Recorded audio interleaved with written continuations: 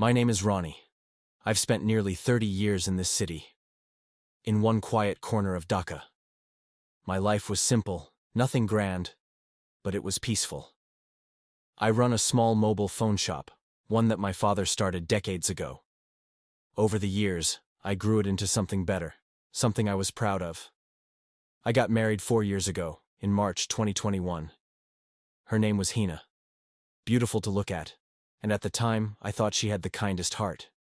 She was soft-spoken, sweet, and had a calm presence about her that made me fall for her completely. My parents died when I was young, so I grew up alone. Maybe that's why I clung to Hina a little more than I should have. She became my whole world. I gave her everything she wanted: gold chains, iPhones, trips to Cox's Bazaar, anything she asked for. I never said no. She had a younger sister, Humaira, and her parents lived in the village. Hina often told me she felt lonely in this big city and asked if Humaira could stay with us. I agreed instantly, like always. But now, when I look back, I realize I understood nothing. I gave her everything. But what did I get in return? The thing about betrayal is, it doesn't come all at once. It begins slowly, with small lies, little changes in behavior, late responses to texts. She'd say she was at a friend's house, but later I'd learn she was out shopping. Some nights, she wouldn't answer my calls for hours, and when I'd ask, she'd say the battery died. At first, I never suspected anything. When you love someone, you trust them blindly. But over time, I noticed things changing. She stopped talking to me the way she used to. She barely looked at me. Her eyes no longer lit up when I came home from work. It was like she was irritated by my presence. One evening, I came home from the shop and saw her glued to her phone. I asked casually, "Who are you talking to?" She said, "My friend Tithi." "You know her." But I did know Tithi. She'd moved to Malaysia months ago. I asked, "Isn't she still abroad?" Hina paused, then said, "Oh, she just came back for a few weeks." That night, for the first time, I asked to check her phone. She snapped. "Don't you trust me?" she asked angrily. I stayed silent, because arguing wouldn't help. But that night, something shifted inside me. The seed of doubt had been planted. A few weeks later, while I was having tea at the shop, I got a message on Facebook from someone named Rajib, an old school friend of Hannah's. He said, "Bro, don't take this the wrong way, but are you Hannah's husband?" I replied, "Yes, why?" Then he said something that made my blood run cold. "I've seen her a few times with another guy.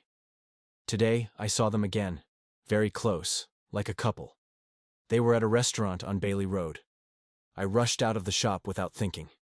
My heart was beating so fast, it felt like it would explode. When I got there, I saw exactly what he had described. Hina was sitting with a man I'd never seen before. The way they looked at each other, soft, intimate, I had never seen her look at me that way. I stood at a distance and watched for a few minutes, trying to control the storm inside me.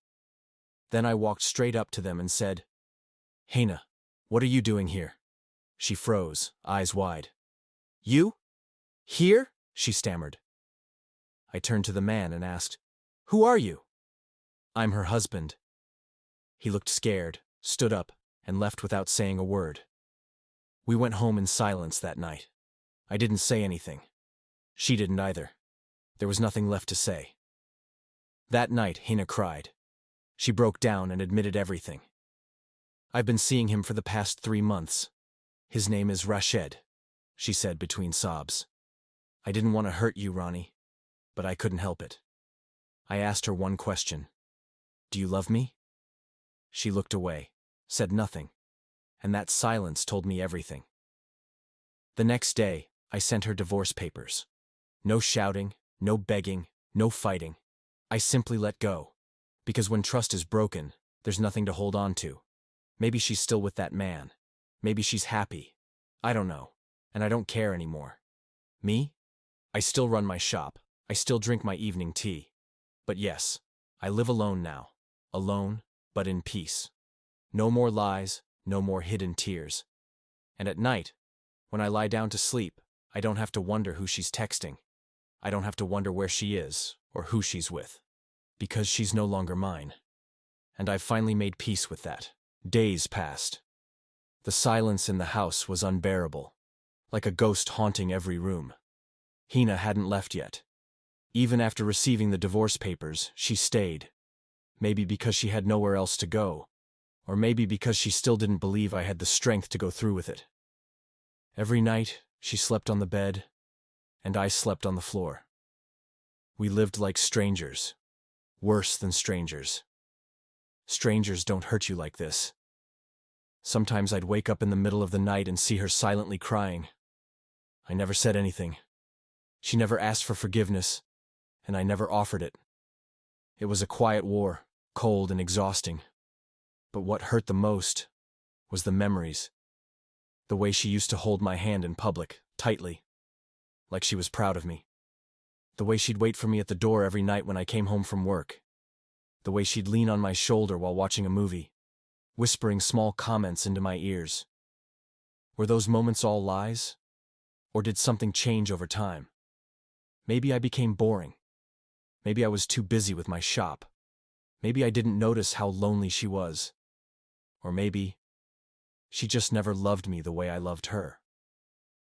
One morning, I found her sitting at the dining table, staring blankly at a cup of tea. She looked up and asked, "Do you hate me?" I looked her in the eyes and said, "No. I loved you too much to hate you. But I don't know who you are anymore." She looked down again, eyes filled with shame, but not enough regret. Maybe some part of her thought I'd still forgive her. Maybe she thought I'd break down and take her back. But I didn't, because forgiveness is a gift. And she never asked for it. Not truly. That evening, I came home from the shop and found the house empty. Her clothes, her makeup, her perfume, all gone. Just one note on the table. "I'm sorry.